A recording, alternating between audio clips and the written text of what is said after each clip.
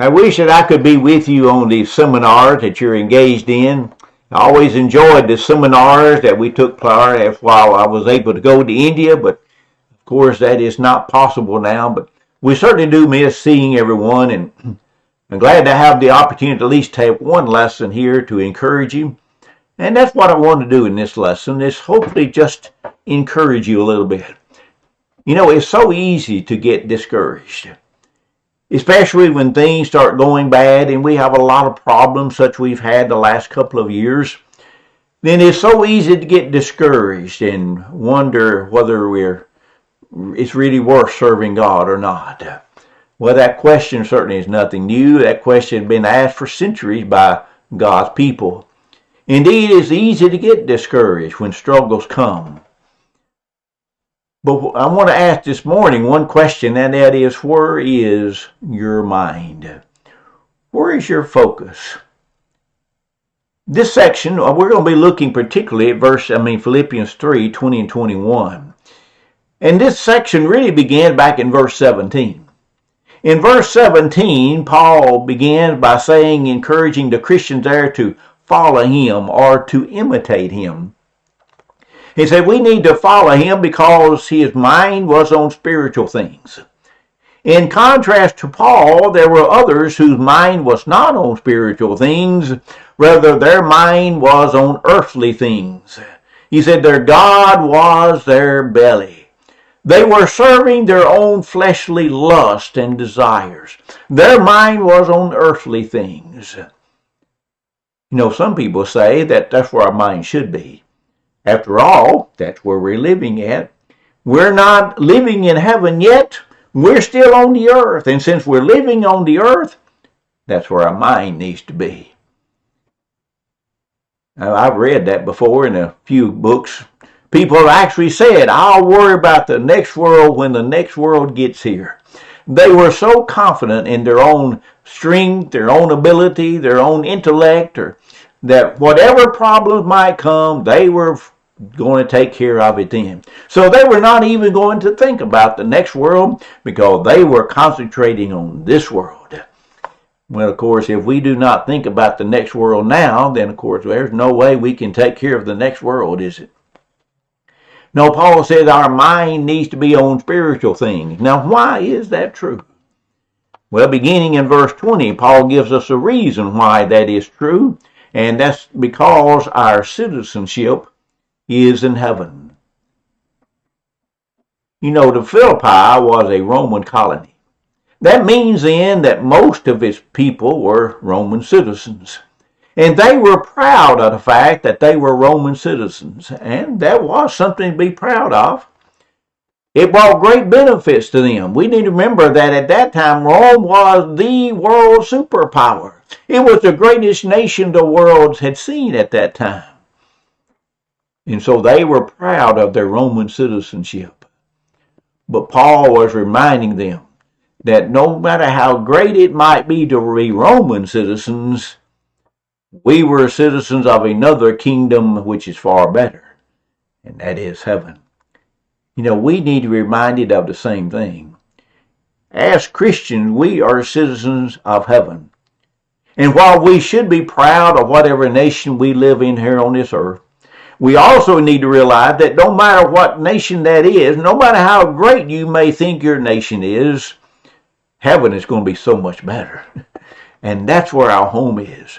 That's where our citizenship is. You remember Peter said that we're nothing but strangers and pilgrims on this earth.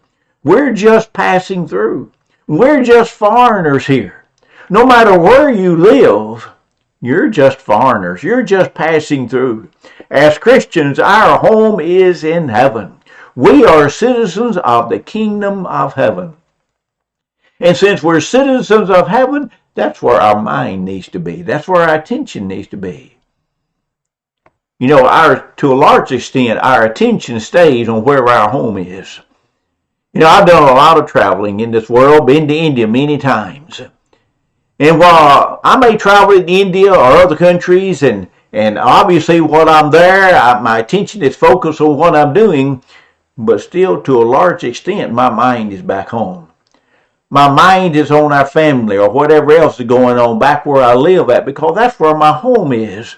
And I've never really left that world. It's always still there. Well, that may be true of us. You know, if we're always going to have our mind on wherever we think our home is. If we think our home is in heaven, then that's where your main focus is going to be. And as being members of that kingdom of heaven, then Paul goes on to say we should eagerly wait for a Savior, Jesus Christ. Notice Paul said we're waiting for a person. We're not waiting for an event. We're waiting for the return of a person. That's where our mind needs to be on Jesus. Keep our eyes on Jesus. You know, Jesus promised his disciples that he was going to come back again. Shortly before his death, in John chapter 14, Jesus said, I go to prepare a place for you. And if I go to prepare a place for you, I will come again and receive you to myself, that where I am, there you may be also. Here we find the promise of Jesus that he is coming back again. Then in Acts chapter 1, verse 11, right after Jesus ascended into heaven, we find two angels appearing to the disciples as they were standing there gazing at heaven. And I imagine if I had been there, I would have been doing exactly the same thing the apostles were doing. Standing there gazing up into heaven, wondering what's going to happen next. But the angel said, why do you stand here gazing up into heaven? This same Jesus who was taking up from you into heaven will so come in like manner as you saw him go into heaven. So we have the promise from Jesus shortly before his death. We have the promise of two angels at his ascension that indeed Christ is coming back again. That's the promise we have. And that we need to keep in mind of that promise. You know, the early church lived in a great expectation of Christ coming again. They thought it was a very imminent return. They went to the extreme. Many times they thought that Christ was going to come just literally any time. Certainly in a matter of weeks or months, Christ was going to come back again. We've gone to the other extreme. While intellectually we may know that Christ is coming back again, from a real practical standpoint, we live as if, it's probably going to be a long time. I mean, after all, it's been nearly 2,000 years since he left, and so what's the chances of him coming today or tomorrow? You know, I dare say all of us have plans made for this week and next week, maybe even next month. And I'm not saying we should not make plans. If we're going to do anything at all, we have to make plans. But do we ever really think about the fact that Christ may come back again for if those things happen? I doubt it. Oh, we may think about, I may die. We may face other problems. We may be prevented from various things to not do what I'm wanting to do. But do we ever really think about the distinct possibility that Christ may come back again and this world is going to cease? Well, I kind of doubt it. But you see, that expectation of the imminent return of Christ gave the early church meaning and gave them motivation to face the daily problems and persecution. When we lose that expectation of Christ's return, then to a large extent we've lost the motivation to serve God, especially if you're young. Because after all, I'm probably going to be here for a long time. If I'm good and healthy, I most likely got several more years to live. So why should I be so concerned about living for God now?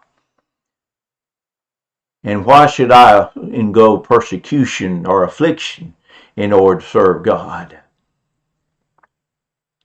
You see, we need to live in a great expectation of Christ coming back again. Realizing that one day he will. Now, whether it's going to be real soon or not, we don't know, but even then we may die. But one day Christ is coming back again. We can rest assured of that. And because he is coming back again, then Paul said we need to be eagerly waiting for the return of Christ.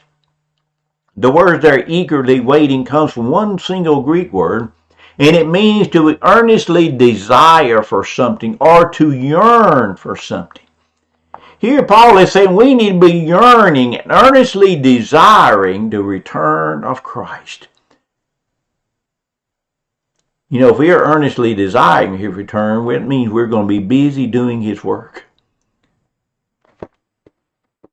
I had one person tell me several years ago that if I really believed Christ was coming back again, I'd be on my knees praying all the time. His idea was that if you really believe Christ was going to come back, then that's the one thing you should be doing, spending all your time praying. But that's not it at all. Paul certainly believed Christ was going to come back again, but he certainly was not spending his time praying, was he? No, he was busy doing his work. I think we have an illustration of this in the parable of the talents. I'm sure you're familiar with the story. A master was going to go away, but before he went away, he gave 5 talents to one man, 2 talents to another man. And while he was gone, those 2 men went out and worked, and they gained 5 and 2 talents respectively. When the master came back, he was well pleased with them, and he rewarded them. You see, they were busy doing the work that the master wanted them to do. He gave 1 talent to another man who did absolutely nothing. He was not too pleased with that person, was he? You see, Jesus is our master, and we are his servants. If we really believe Christ is going to come back again, we really believe our master is going to come back again, then we're going to be busy doing his work. Christ's mission is to seek and to save that which is lost. If that's Christ's mission, then his mission becomes my mission if I'm his servant. And so I'm busy doing my time, doing what I can to bring the lost souls to Jesus Christ. That's what it means to be earnestly desiring the return of Christ. You're going to be busy doing the work of Christ so that when he does come back again, you are prepared because you've been busy doing his work. Are you eagerly waiting? Are you earnestly desiring the return of Christ?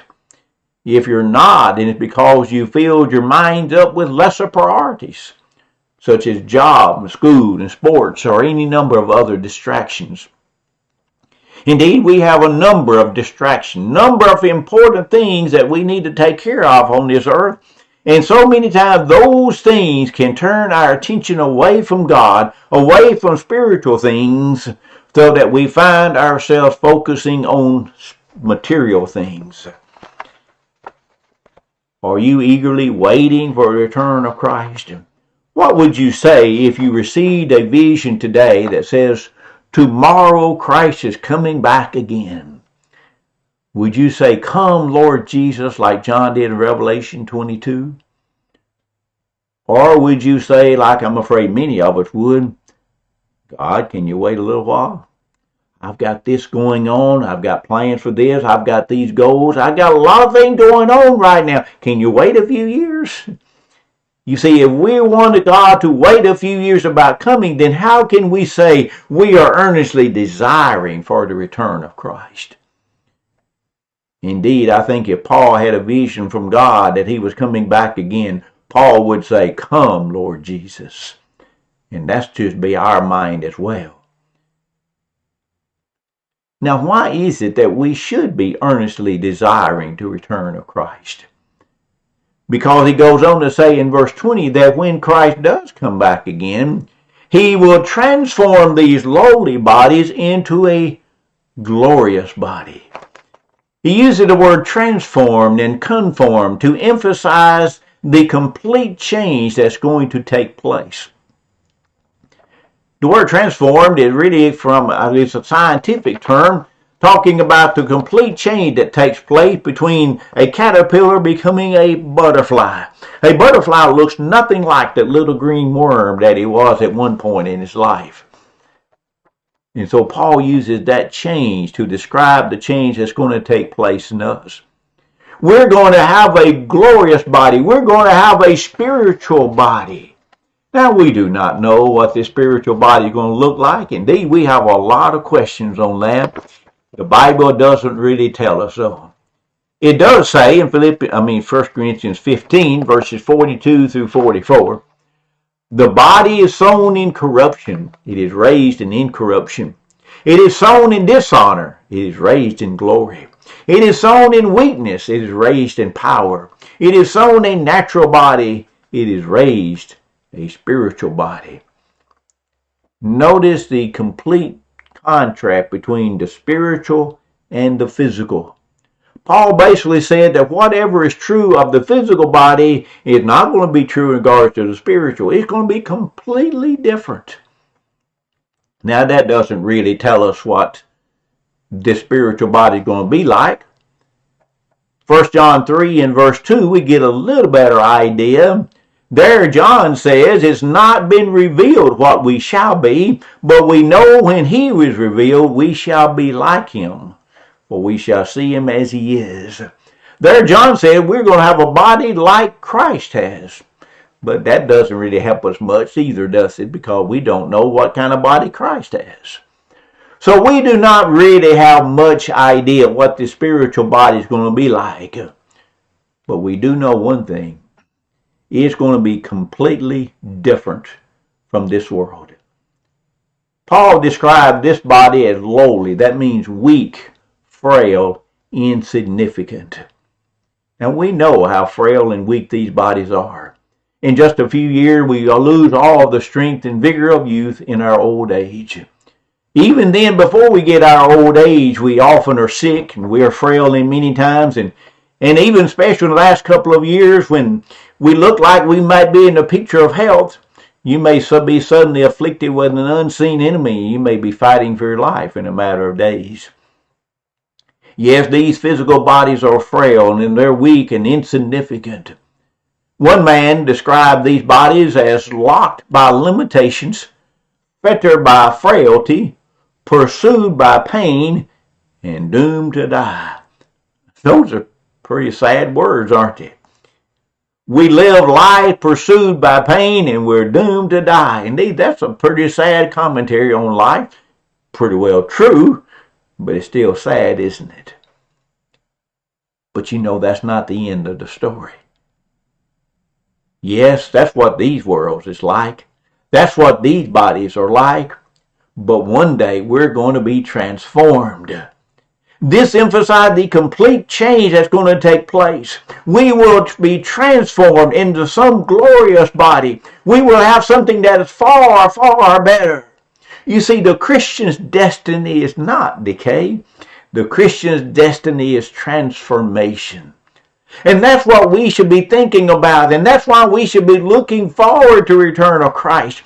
Because we know what's going to happen. And it's not going to be a terrible day. It's not going to be a bad day when Christ comes back again. No, indeed, it's going to be the best day that ever happened to us. Because at that day, we're going to be changed. We're going to be transformed. Now, do I understand how that will happen? Well, no. I cannot explain to you exactly how that will happen.